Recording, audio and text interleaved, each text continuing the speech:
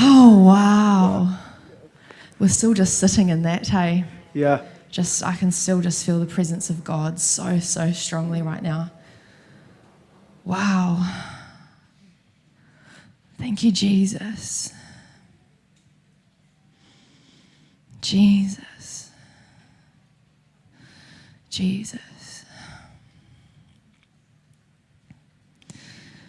Just want to share with you this morning a little bit about my personal story. I grew up in New Zealand. Don't know if you can tell from my accent. And I grew up with mum, dad, and my brother, and all my extended family, who I love very, very much. Absolutely love and adore my family. They're amazing. Absolutely love them. I went through some struggles though, you know. You can have parents that love you very much, but you can still go through some really, really hard times. I'm going to be really real today, and I know that we've got some young ears in the service, so I'll select my words, but I still want to share the truth. From the age of about 9 to 11, I went through some things that a young girl probably shouldn't have to be experiencing and go through. Things that weren't okay. Things that affected my life significantly, and that altered at that point in time my identity massively.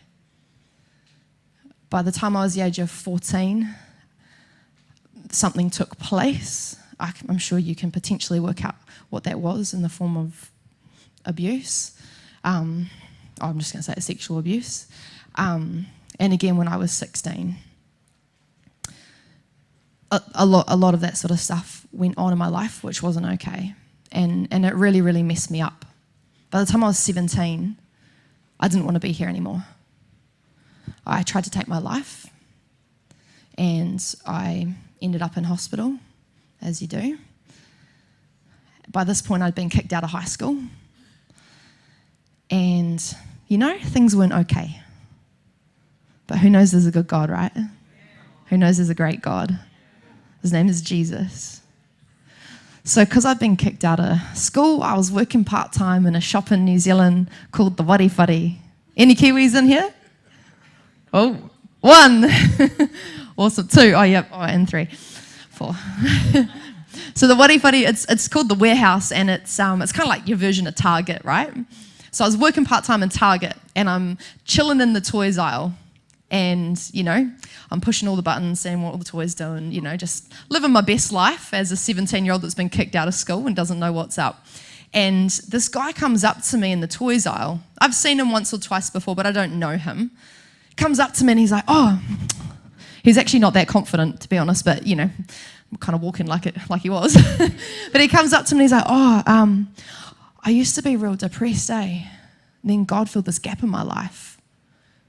And I was like, wow, I have that gap. I didn't say that out loud, but I knew something inside of me resonated with the fact that I had that gap. I massively had that gap. This guy, this stranger, had no idea that 2 weeks earlier I'd been let out of hospital for trying to take my life. I didn't want to be here. And so he comes up to me and tells me that he has been there, he had that gap, and he has something that can fill it. This dude then invites me to go to church. I was like, oh, he's kind of cute. And he's got that gap filler, so I'm going to go. I'm going to go and check that out and see what that's about. I've never been in church before in my life, I'm telling you straight up. Never been in a church. Never, ever, ever. I don't know what it was going to be or whatever, you know. So I rocked up. Actually, I got picked up by these 2 other strangers that weren't him, so I wasn't too impressed with that. But anyway, it was all good. These 2 other people came and picked me up and took me along. And everyone was just so loving when I got there. You know, someone comes up, do you want a cup of tea? I was like, oh, yes, thank you. You know, everyone just really loved me when I got there, and I literally felt a presence in that place. And then anyway, I went through the service, no idea what they talked about. It was just, you know, some person talking about something. After the service though, this woman came up to me. I didn't know who she was, and she was visiting that day from another city, so she didn't know who I was. So she comes up to me and she says, God has something to say to you. I was like, it can talk? This is awesome. Really? She's like, yeah. God knows who you are. He knows where you've been. He knows that you've been hurt in the past by men. And she elaborated on things that had happened in my life. And she said that God wants to come and heal those hurts. Far out. This woman spoke things out of her mouth that I had never spoken out of my mouth. And they came from God. He gave her that word. And she was obedient to give it to me, someone who 2 weeks earlier tried to kill myself because of the very things she shared. That's our God. And that's evangelism in action. That's obedience. That guy in the toys aisle that just shared that little bit. And then that woman that had the obedience to walk across the room and give me a word. Who knows, that would have been a scary word to give a 17-year-old girl. The things that she shared with me were like, you don't just go up to any 17-year-old girl and say those things. But she knew that that came from God and that she had to give it to me. And she responded to that, and I'm alive because of it. And I'm thankful. Yeah, God is so good. So anyway, I get given a Bible, right? I've been kicked out of school. Do you think I want to read a Bible? It's like this big, big, big book. So I get given this Bible. I'm like, fine, I got to read. Great.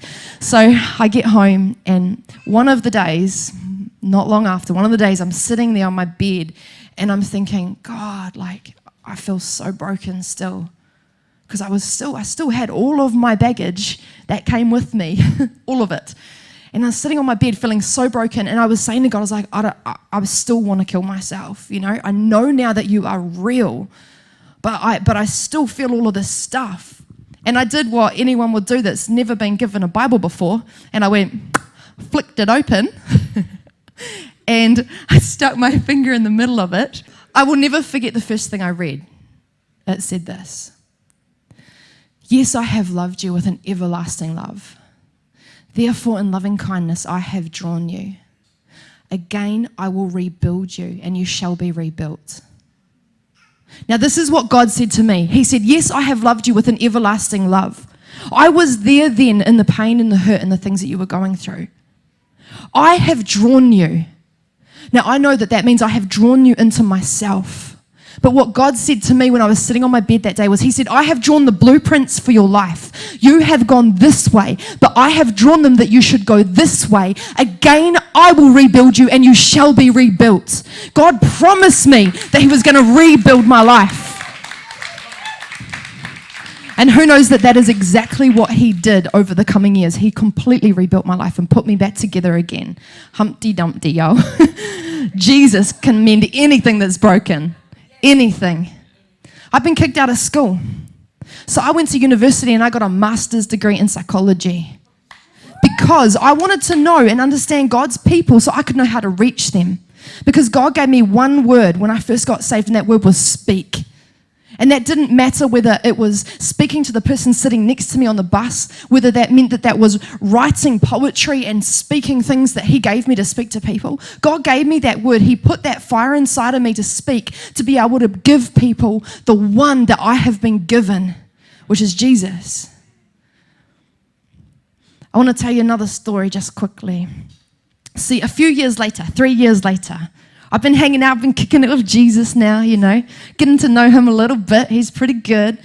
And I was hanging out with this youth. So I was involved in youth ministry, and I was hanging out with this young person at her house. And I was sitting on the couch with her, and we're praying and talking about hopefully Jesus. And this woman walked into the room. I didn't know who she was. It's just, you know, New Zealand, people come into your house and go into the kitchen. That's what they do. So this woman walks into her house, and she goes through and, hi girls, and into the kitchen. And my heart started racing, and it started racing. And I started hearing the words, her prayers, her prayers, her prayers. So I got up and I went into the kitchen. And I was, oh, can I make you a cup of tea? I knew I had to speak to this woman, right? So I went in, started chatting to her. By the end of the conversation, it turned out that she was the nurse that had found me when I had overdosed, and she had prayed for my salvation, And I was able to tell her that 2 weeks later, I met Jesus and my life has completely changed. How good. How good. That's how good our God is. That was such a blessing that he allowed the zoom out for me to see some of the dots that he was connecting in my salvation, some of the dots I didn't even know about. Do you know what? If it wasn't for the nurse that had prayed for me that day, that I didn't even know, I wasn't even aware that she had prayed for my salvation.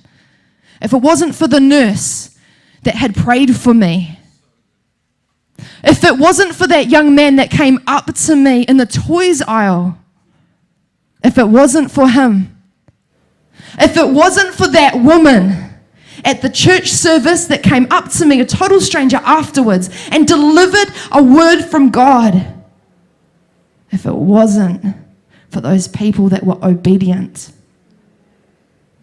hello, I wouldn't be standing here today.